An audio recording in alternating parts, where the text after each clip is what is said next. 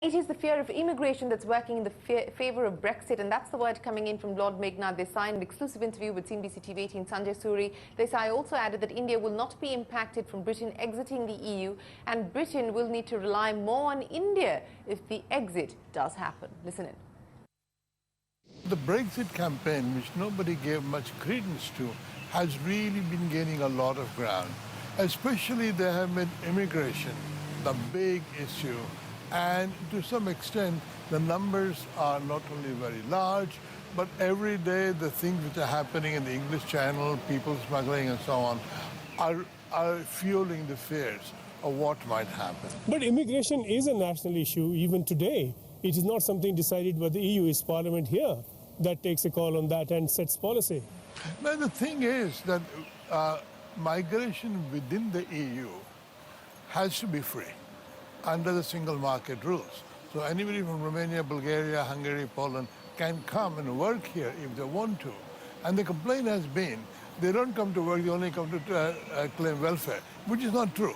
But there is a fear. So question is, can you, within the EU rules, make it difficult for people to claim welfare immediately? You know, like the Americans have green card rules.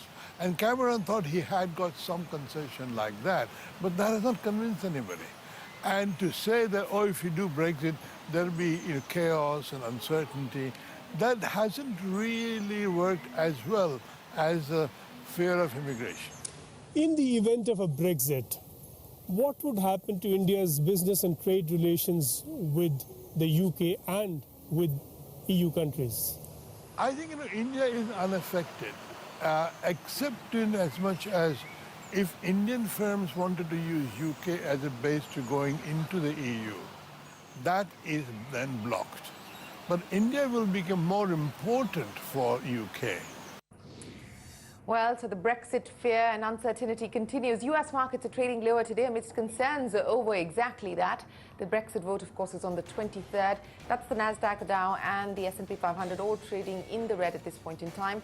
But in individual shares, tech giant Apple down by over 1% amidst reports that Chinese authorities have barred Apple from selling the iPhone 6 and 6 Plus in Beijing. So that's going to be a worry for Apple. The stock down by about 1.5%. European markets are trading in the green today. Markets also seem to have cues from a strong overnight finish on Wall Street, but holding on to gains. The FTSE is higher by about 1% or so, and similar picture playing out for the CAC and the DAX. Oil prices rallying after 7 days today amidst concerns over that Brexit vote. Both Brent and NYMEX trading with gains of over 2% as we speak. 48.43 and 47.54. That's the story on the NYMEX. But